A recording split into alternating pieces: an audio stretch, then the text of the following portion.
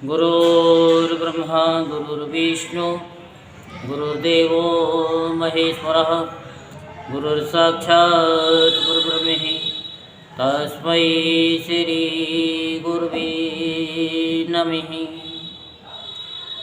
ओम गंगणपते नमः। सच्चिदानंदरूपाय विश्वोत्पत्त्यादिहेतवे तापत्रे विनाशाय श्रीकृष्णाय वयं नमः। आज हम आपको श्रीमद्भागवत महापुराण के पंचम स्कंद का 17वां अध्याय में गंगा जी का विवरण और भगवान शंकर कृत संकर्षण देव की स्तुति सुनाएंगे। सो आप ध्यानपूर्वक श्रवण करेंगे। श्रीमद्भागवत महापुराण की कथा का रसास्वादन करेंगे। ये बड़े भाग्य से आपको मिल रही है। श्री सुखदेव जी कहते हैं कि राजन, जब राजा बलि की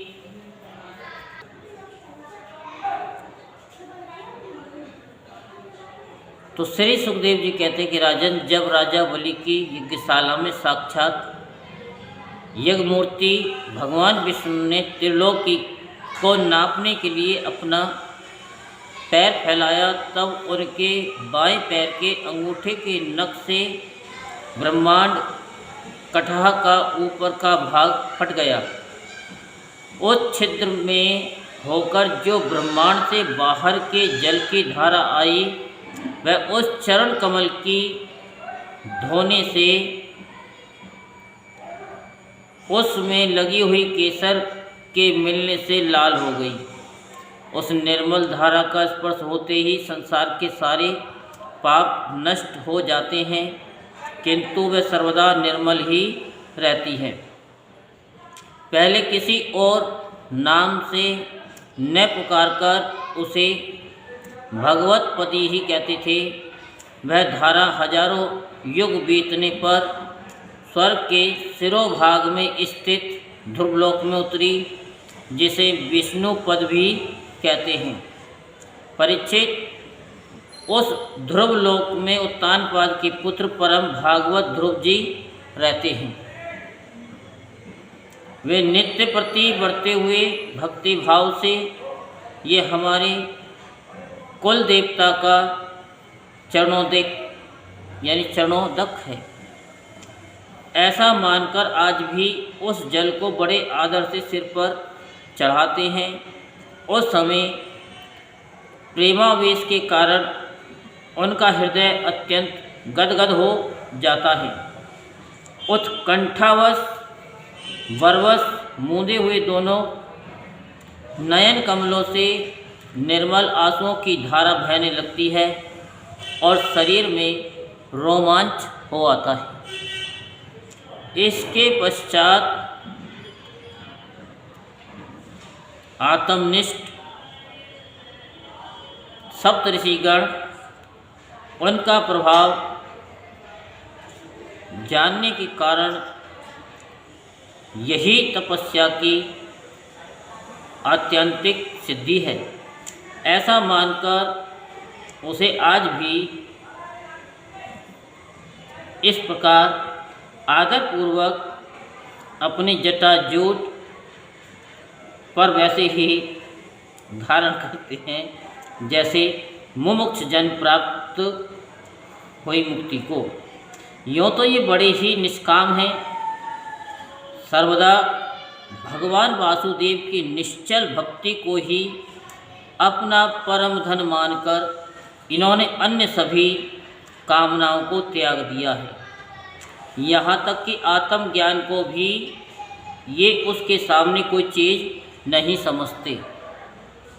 वहाँ से गंगा जी करोड़ों विमानों से घिरे हुए आकाश में होकर उतरती हैं और चंद्रमंडल को अप्लावित करती मेरु के शिखर पर ब्रह्मपुरी में गिरती हैं।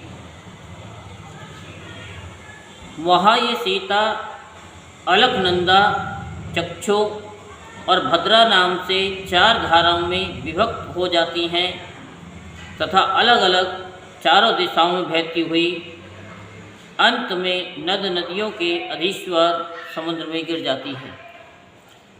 इसमें सीतापुरी से गिरकर केसराचलों के सर्वोच्च शिखरों में होकर नीचे की ओर बहती है, गंधमादन के शिखरों पर गिरती है और भद्रा वर्ष को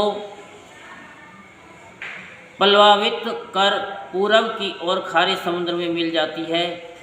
इस प्रकार चक्षु माल्यवान के शिखर पर पहुंचकर वहां से वे रोक टोक केतो मालवर्ष में बहती पश्चिम की ओर क्षार समुद्र में जा मिलती है। भद्रा मेरु पर्वत के शिखर से उत्तर की ओर गिरती है तथा एक पर्वत से दूसरे पर्वत पर जाति अंत में सरंगवान के शिखर से गिरकर उत्तर कुरु देश में होकर उत्तर की ओर बहती हुई समुद्र में मिल जाती है। अलकनंदा ब्रह्मपुरी से दक्षिण की ओर गिरकर अनेक गिरी शिखरों को लांगती हेमकूट पर्वत पर पहुंचती है। वहाँ से अत्यंत तीव्र वेग से हिमालय के शिखरों को चीरती हुई भारतवर्ष में आती है और फिर दक्षिण की ओर समुद्र में जा मिलती है। इसमें स्नान करने के लिए आने वाले पुरुषों को पद पद पर अश्वमेध और राजसूय आदि यज्ञों का फल भी दुर्लभ नहीं है। प्रत्येक वर्ष में मेरु आदि पर्वतों से निकली हुई और भी सैकड़ों नद नदियाँ हैं। इन सब वर्षों में भारतवर्ष ही कर्म भूमि है। शेष 8 वर्ष तो स्वर्गवासी पुरुषों के स्वर्ग भोग से बचे हुए पुण्यों को भोगने के स्थान हैं। इसलिए इन्हें भूलोक के स्वर्ग भी कहते हैं। वहाँ के देवतुल्य मनुष्यों की मानवीय गणना के अनुसार 10,000 वर्ष की आयु होती है। उनमें 10,000 हाथियों का बल होता है तथा उनके वज्र सदृश सुदृढ़ शरीर में जो शक्ति, यौवन और उल्लास होते हैं, उनके कारण वे बहुत समय तक मैथुन आदि विषय भोगते रहते हैं। अंत में जब भोग समाप्त होने पर उनकी आयु का केवल 1 वर्ष रह जाता है, तब उनकी स्त्रियां गर्भ धारण करती हैं। इस प्रकार वहाँ सर्वदा त्रेता युग के समान समय बना रहता है। वहाँ ऐसे आश्रम, भवन और वर्ष पर्वतों की घाटियाँ हैं जिनके सुंदर वन उपवन सभी ऋतुओं के फूलों के गुच्छे, फल और नूतन पल्लवों की शोभा के भार से झुकी हुई डालियों और लताओं वाले वृक्षों से सुशोभित हैं। वहाँ निर्मल जल से भरे हुए ऐसे जलाशय भी हैं जिनमें तरह तरह के नूतन कमल खिले रहते हैं और उन कमलों की सुगंध से प्रमोदित होकर राजहंस, जलमुर्ग, करंडव, सारस और चकवा आदि पक्षी तरह तरह की बोली बोलते तथा विभिन्न जाति के मत वाले घोड़े मधुर मधुर गुंजार करते रहते हैं। इन आश्रमों, भवनों, घाटियों तथा जलाशयों में वहाँ के देवेश्वर गण परम सुंदरी देवांगनाओं के साथ उनके कामोन्माद सूचक हास विलास और लीला कटाक्षों से मन और नेत्रों के आकृष्ट हो जाने के कारण जल क्रीड़ादि नाना प्रकार के खेल करते हुए स्वच्छंद विहार करते हैं तथा उनके प्रधान प्रधान अनुचरगण अनेक प्रकार की सामग्रियों से उनका आदर सत्कार करते रहते हैं। इन नवों वर्षों में परम पुरुष भगवान नारायण वहाँ के पुरुषों पर अनुग्रह करने के लिए इस समय भी अपनी विभिन्न मूर्तियों से विराजमान रहते हैं। इला व्रत वर्ष में एकमात्र भगवान शंकर ही पुरुष हैं। श्री पार्वती जी के शाप को जानने वाला कोई दूसरा पुरुष वहाँ प्रवेश नहीं करता, क्योंकि वहाँ जो जाता है वह स्त्री रूप हो जाता है। इस प्रसंग का हम आगे 9वें स्कंद में वर्णन करेंगे।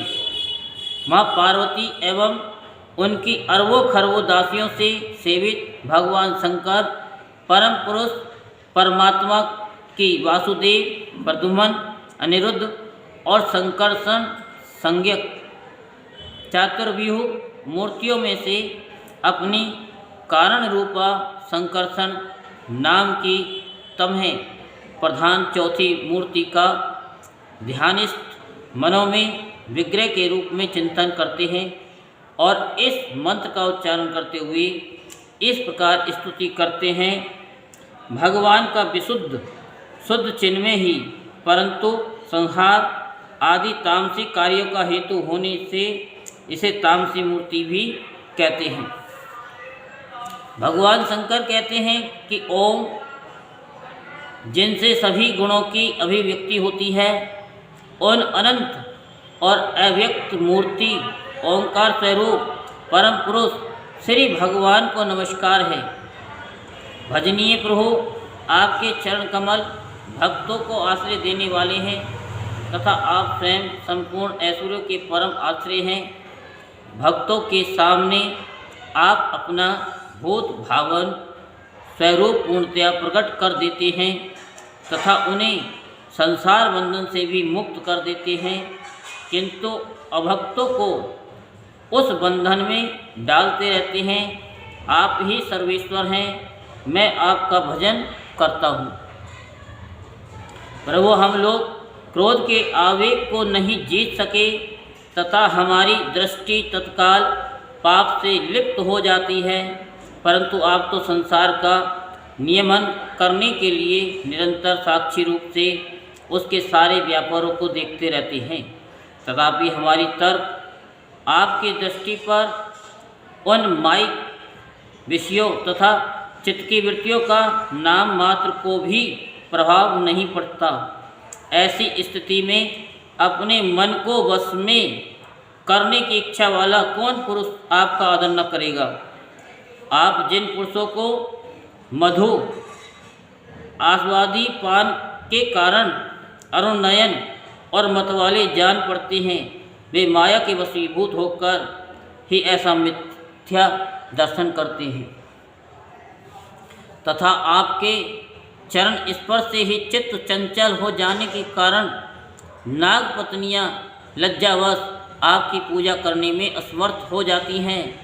वेद मंत्र आपको जगत की उत्पत्ति, स्थिति और लय का कारण बताते हैं, परंतु आप स्वयं इन तीनों विकारों से रहित हैं, इसलिए आपको अनंत कहते हैं। आपके सहस्त्र मस्तकों पर ये भूमंडल सरसों के दाने के समान रखा हुआ है। आपको तो यह भी नहीं मालूम होता कि वह कहाँ स्थित है।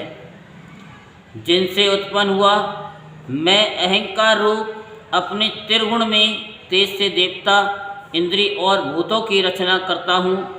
वे विज्ञान के आश्रय भगवान ब्रह्मा जी भी आपके ही मैं तत्व संज्ञक प्रथम गुण में स्वरूप है।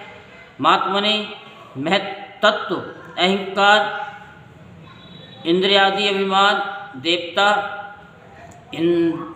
इंद्रियां और पंचभूत आदि हम सभी डोरी में बंधे हुए पक्षी के समान आपकी क्रिया शक्ति के वशीभूत रहकर आपकी ही कृपा से इस जगत की रचना करते हैं। सत्वादि गुणों की सृष्टि से मोहित हुआ ये जीव आपकी ही रची हुई तथा कर्म बंधन में बांधने वाली माया को तो कदाचित जान भी लेता है, किंतु उससे मुक्त होने का उपाय उसे सुगमता से नहीं मालूम होता। इस जगत की उत्पत्ति और प्रलय भी आपके ही रूप हैं।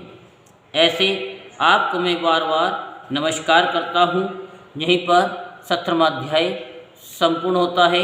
बोल वृंदावन बिहारी लाल की जय। जय श्री राधेश्याम, जय जय श्री राधेश्याम, जय जय श्री राधेश्याम।